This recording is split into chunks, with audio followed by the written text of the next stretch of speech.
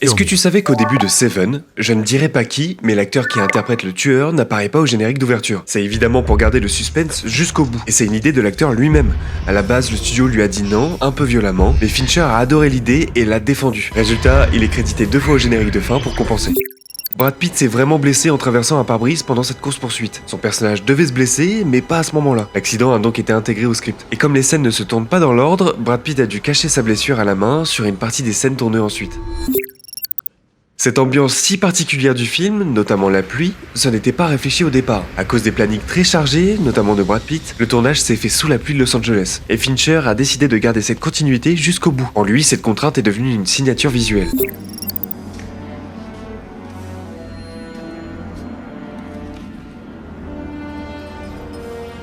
Dans cet appartement, tous les livres sont réels et ont été écrits pour le film. Un homme du département accessoires les a écrits entièrement à la main pendant plusieurs mois.